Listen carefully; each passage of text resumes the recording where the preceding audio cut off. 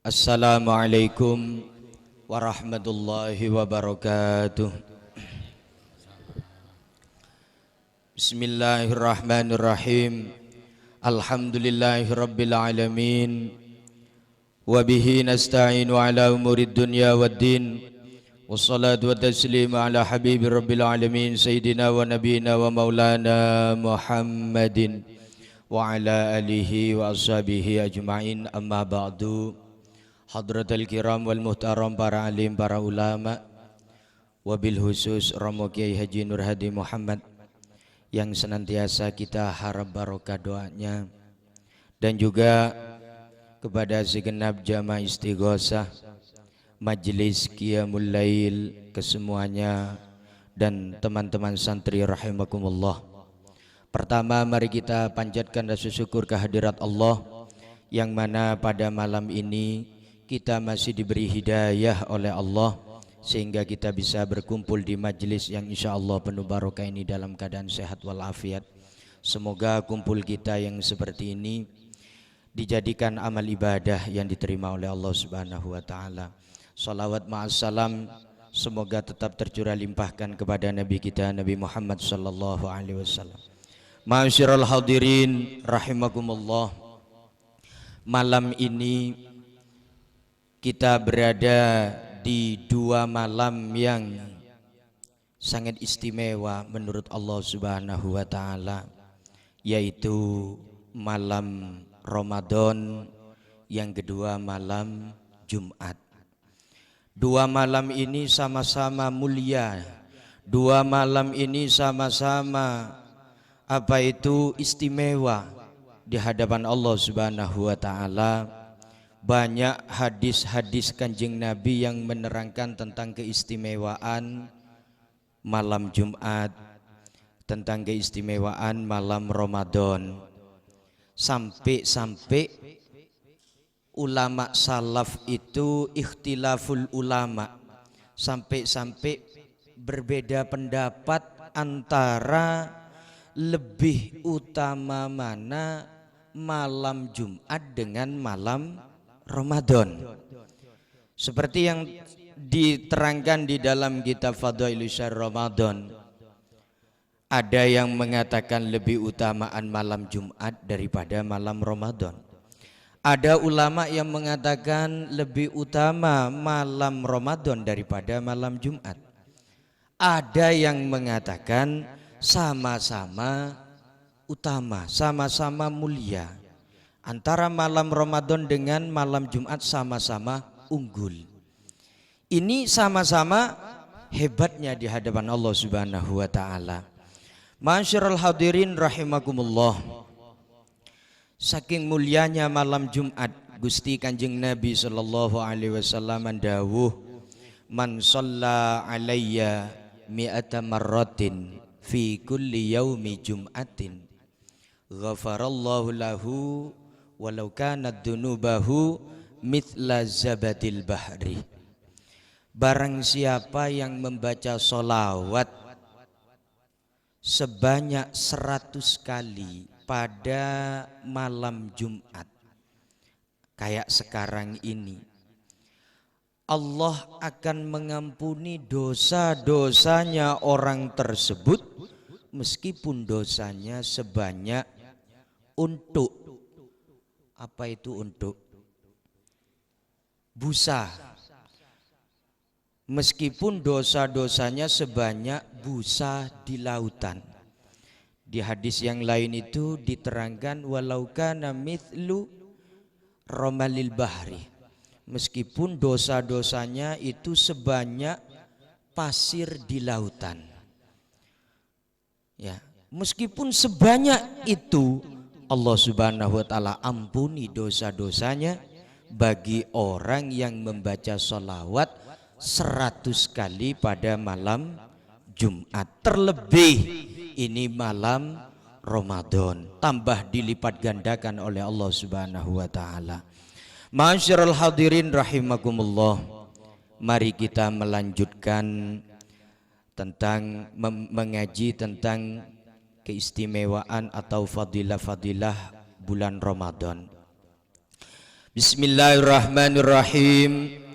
Warwiya anna Musa alaihi salam naja rabbahu. Diriwayatkan bahwasannya Nabi Musa alaihi salam bermunajat kepada Allah Subhanahu wa taala. Dalam munajatnya beliau memohon kepada Allah. Ilahi, dalam munajatnya beliau bertanya kepada Allah. Ilahi, hal akramta ahadan mithla ma akramtani haitsu asma'tani kalamakah. Gusti, dalam munajatnya Nabi Musa ini, Gusti, adakah orang yang paling mulia daripada aku, yang mana saya ini bisa mendengarkan secara langsung kalam sampean? Apakah ada orang yang lebih mulia daripada saya? Kata Nabi Musa. Sebab Nabi Musa itu punya titel, punya gelar dari Allah, takliman. Dalam Al-Quran diterangkan wa kallamallahu Musa taklima. Gelarnya Nabi Musa itu takliman, bisa berdiskusi langsung dengan Allah, bisa berbicara langsung dengan Allah, bisa mendengarkan langsung dawuh Allah Subhanahu wa taala. Itu gelarnya Nabi Musa. Saking istimewanya Nabi Musa seperti itu. Ya napa dawe Allah? Qala Allah taala ya Musa, innali ibadan akhrajahum fi akhir zaman. Musa, ada yang lebih mulia dari kamu, yaitu hamba-hambaku kelak di akhir zaman, yang mana hamba-hambaku tersebut dimuliakan dengan bulan Ramadan. Fa akramahum bi syahri Ramadan wa ana akunu aqraba ilaihim minka. Saya lebih dekat kepada hamba-hamba tersebut daripada dekate aku pada sampean, daripada dekatnya aku dengan sampean, lebih dekatan hamba-hambaku tersebut. Padahal ini coro kita ini umat akhir zaman belum ada, tapi dulu Allah Subhanahu wa taala sudah mensuarakan nama kita umat akhir zaman ini kepada Nabi Musa. Kalau kita ini termasuk umat akhir zaman yang dimuliakan oleh Allah dengan adanya bulan Ramadan, lebih dekat kepada Allah daripada kedekatan Nabi Musa kepada Allah Subhanahu wa taala. Fa inni kallamtuka wa baini wa bainaka sab'una alfa hijabin. Saya, kata Allah, bisa berbicara dengan kamu, tapi masih ada hijab antara kita itu, kata Allah, yaitu masih terhalang hijab, yakni penghalang sebanyak 70.000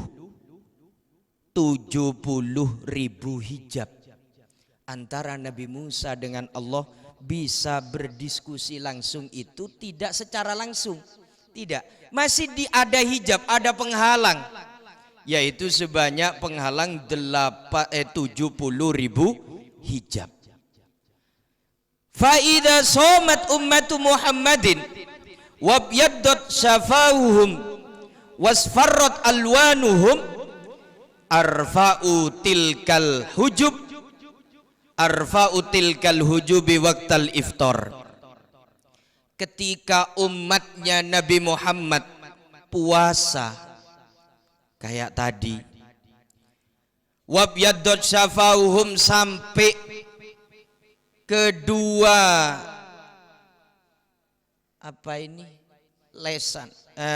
bibir, sampai bibirnya itu putih, pucet lah gampangannya gara-gara tidak makan. Wasfarrat alwanuhum, sampai kulitnya juga pucet. Arfa'atil kal hujub, saya menghilangkan hijab-hijab tersebut daripada umat tersebut. Kalau Nabi Musa masih ada hijab 70.000. Nah kalau umat Kanjeng Nabi yang melakukan puasa tidak ada hijab. Kalau bahasanya anak sekarang itu loss. Antara Allah dengan kita itu loss. Maksudnya apa? Doa kita itu tak ada halangan. Tidak dihalang-halangi oleh Allah, yakni langsung dikabulkan oleh Allah Subhanahu wa taala. Makanya lebih dekat ketimbang kedekatan Nabi Musa. Ya Musa, tuba liman atosyaka biduhu wa ja'abatnuhu fi Ramadan. Wahai Musa, sungguh beruntung orang-orang yang perutnya lapar pada bulan Ramadan. Fala ujazihim duna liqai, maka balasannya tiada lain yaitu berjumpa denganku kelak. Ini janji Allah Subhanahu wa taala. Balasannya tiada lain yaitu bisa berjumpa dengan Allah Subhanahu wa taala, zat sang pencipta. Maka dari itu fayambaghi lil akil ayyarifa hurmata hadzal syahri wa yafidha qalbahu fihi minal hasad wal adawa lil muslimin. Maka bagi orang yang berakal sehat harus tahu bulan ini, harus tahu tentang kemuliaan bulan Ramadan ini, yakni bagaimana harus bisa menjaga hatinya dari penyakit hati, yakni sombong, riya, hasud, ya. Nah, itu penyakit-penyakit hati. Dan juga harus tahu menjaga kemuliaan bulan ini supaya tidak menyakiti sesama muslimin, sesama orang Islam. Lawang di dalam kitab itu juga diterangkan kalau bulan Ramadan itu di zaman Rasulullah itu perang. Gak perang. Kenapa? Memuliakan bulan Ramadan. Prei dikit. Sing ngebom-ngeboman prei dulu. Kan kita tahu sekarang ini lagi perang-perangnya di luar. Kalau bulan Ramadan prei kalau di zaman Rasulullah karena memuliakan bulan Ramadan. Wa ma'adzalika yakunu khaifan wa khasyallah ayaqbalu shaumau amla. Dan juga harus takut kepada Allah dan juga berpikir apakah puasa kita diterima apa tidak oleh Allah Subhanahu wa taala. Makanya tandanya kalau orang itu puasa Ramadannya itu diterima. Apa tandanya? Setelah bulan Ramadan ibadahnya meningkat. Itu tandanya. Yang biasanya jarang jamaah moros rekep jamaah setelah Ramadan. Yang biasanya nggak tahu baca Quran setelah Ramadan aktif baca Al-Quran. Intinya ibadahnya mendekatkan diri kepada Allah tambah cakang. Oh berarti ini tanda kalau puasanya diterima. Sebaliknya kalau puasanya nggak diterima, antara sebelum Ramadan dengan setelah Ramadan nggak beda jauh. Jadi sama aja. Yang suka tidur pancet suka tidur, yang suka rasan-rasan pancet rasan-rasanan, yang suka musuhi orang pancet musuhi orang. Nggak ada apa itu? Nggak ada apa itu? Ya nggak ada bedanya lah ya. Antara sebelum Ramadan dengan setelah Ramadan. Ya kita koreksi diri kita sendiri setelah selesai Ramadan nanti kita ini semangat ibadah apa tidak? Kalau tidak semangat ibadah, oh berarti aduh posoku gak keterima iki. Ya, kose pancet iki jamaah pancet males. Kadang sholat yo pancet hilang mencelat kadang sholat itu. Dohor kadang hilang, yang sering subuh hilang. Kalau setelah Ramadan pancet seperti itu, oh jangan-jangan puasa kita tidak diterima oleh Allah. Mudah-mudahan kita yang melakukan puasa ini diterima oleh Allah Subhanahu wa taala. Malam kita seperti ini berjuang untuk diri kita sendiri kelak, berjuang untuk orang tua kita kelak. Ya, dari azab Allah Subhanahu wa taala untuk memuliakan bulan Ramadan. Sedikit cerita. Hukia anna majusian. Dahulu kala itu ada orang Majusi.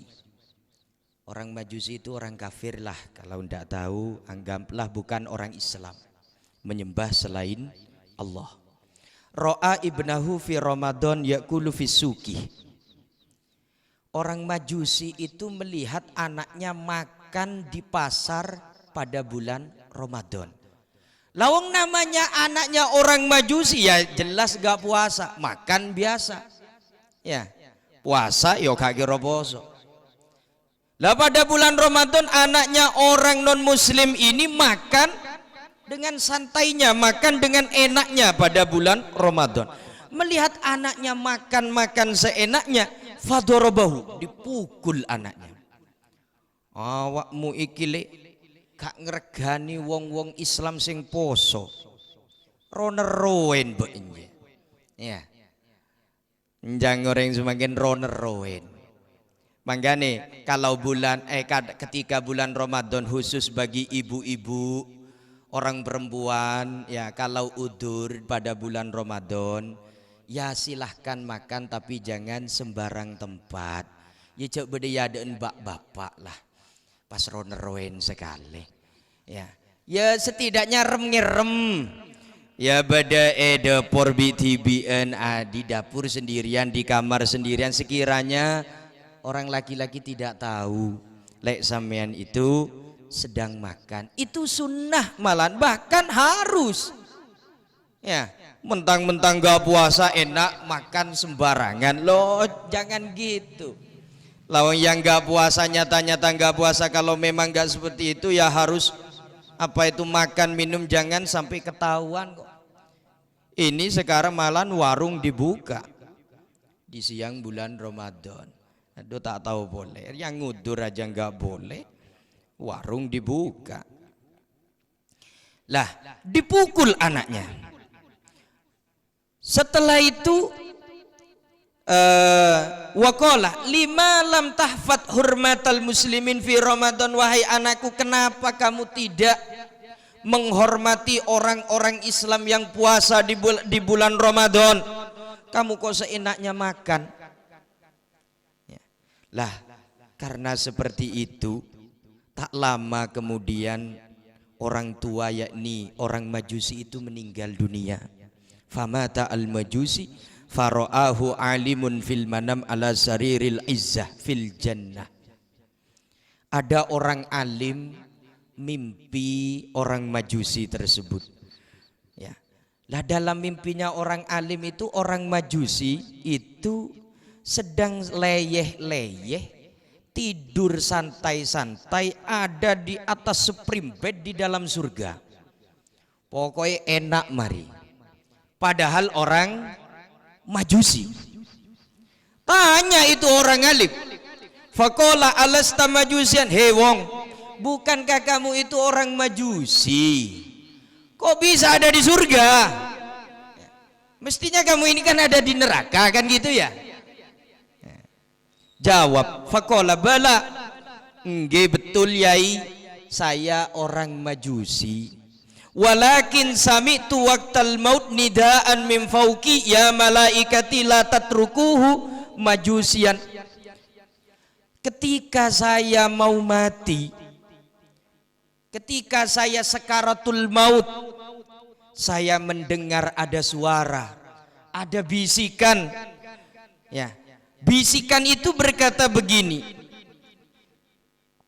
ya malaikati, wahai para malaikatku, jangan tinggalkan orang Majusi itu dalam keadaan agama Majusi.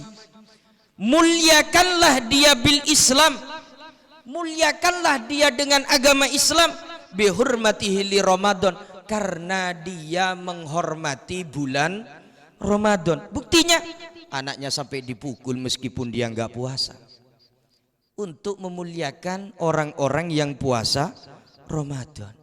Ini loh orang Majusi nyata-nyata oleh Allah Subhanahu wa taala diangkat derajatnya dengan agama Islam, dan dimasukkan ke dalam surganya Allah gara-gara memuliakan bulan Ramadan. Ini sebuah isyarah, sebuah tanda bahwasanya Majusi, orang Majusi ketika memuliakan bulan Ramadan, beliau itu bisa menemukan keimanan. Fa kaifa biman somahu wahtiramuhu. Lantas bagaimana dengan orang-orang yang berpuasa di bulan Ramadan dan memuliakan bulan Ramadan seperti malam ini, tahajudan, sholat hajat dan lain sebagainya, istighosah. Bagaimana dengan orang-orang yang seperti itu? Kalau orang Majusi saja bisa dimuliakan oleh Allah lantaran memuliakan bulan Ramadan. Masyiral hadirin rahimakumullah, sedikit apa yang saya sampaikan, semoga bermanfaat bagi kita kesemuanya. Kurang lebihnya mohon maaf. Assalamualaikum warahmatullahi wabarakatuh.